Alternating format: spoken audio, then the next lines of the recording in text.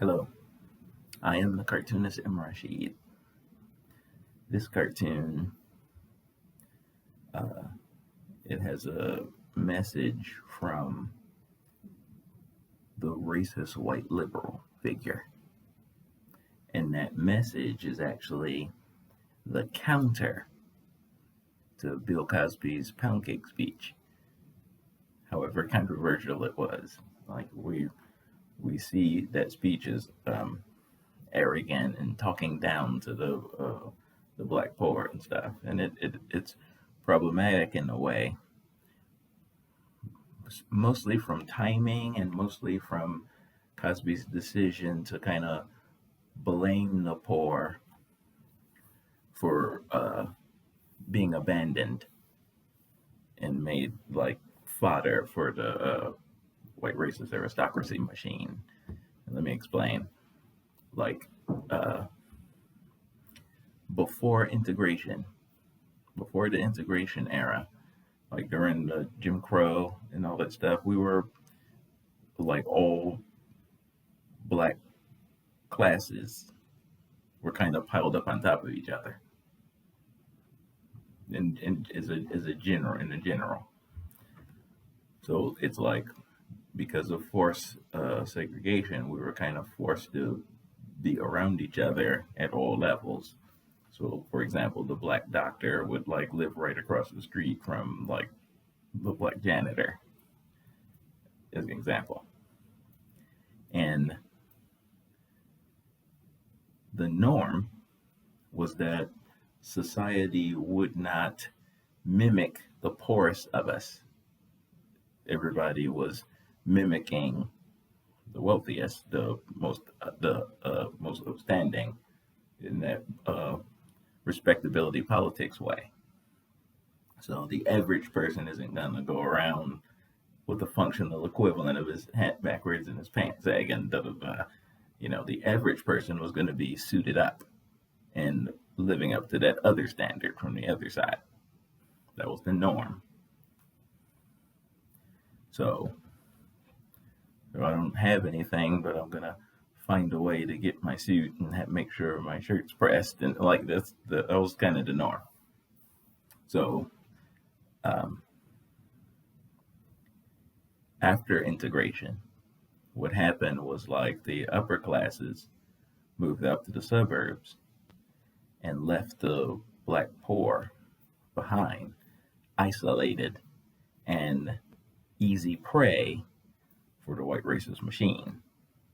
So what happened was, as you saw from Gary Webb, the late Gary Webb's investigation, was that Western intelligence seized the Black American poor and transformed them into hyper-violent trafficking gangs for drugs and stuff, you know. And that wealth was used to fund shadow government projects. So that's what happened. And the next phase of that was the criminalizing black people through the drugs and using them as pieces of instruments inside of for-profit prison system stock portfolios, basically. So Bill Cosby blaming the poor, he's basically saying like you didn't live up to your part of the bargain. You're supposed to be like raised up to that respectability standard yourselves. But history and tradition shows that they needed that by example from being. They're not gonna learn that stuff just on their own. Like so of course some families, like you go into the poor neighborhoods and there'll be like people who pass down the old you know stand up for yourself and be like this and of course you'll find that in the black communities, but without that continuously being the message from having your tribes around you, people will forget, people do other stuff. Like you see the trend now of making fun of like the new young mothers who don't know how to cook and all that stuff. So tradition isn't being passed down because y'all are not, the village isn't raising itself. You're scattered. You're not only politically disunified, disenfranchised, but you are as a culture. You're like spreading out. You know, you're looking outwards instead of inwards, and these are the effects. So Cosby is basically, saying you need to find that source of knowledge from somewhere and raise up to the standard. Like, get there. That's what he's saying. And people are mad at him because you're being an arrogant prick, and But part of that pushback is coming from the message of this cartoon too. The message of this cartoon is the diabolical racist on the liberal left side, who doesn't want you to be admonished by Cosby's speech. He wants you to just relax into what's happening to you and just eat it and let whatever circumstances happen, just take it and don't resist, and go from the school to prison pipeline so he can get rich at your expense. Don't fight it.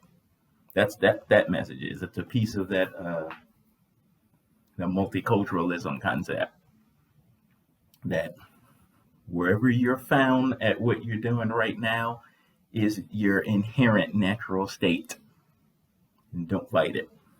It'll be wrong for other people to try to change you. Meanwhile, we know that I wasn't like this. I wasn't a hyper-violent trafficking gang of thugs during Jim Crow, or when I got off the slave ship. You did this to me, and now you're pretending that I'm always like this. This is what my folks always say. That's what the black on black crime trope means. It means I'm inherently a criminal. Like, meanwhile, this trafficking gangs thing started during the war on drugs era. That just happened.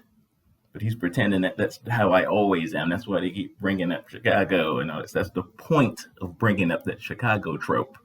They want you to pretend that I've always been this way, and the white racists and systemic racism is a non-factor. Of course, he never stops lying. It's just how he is. He's a monster.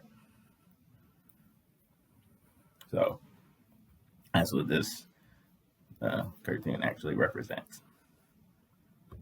Peace.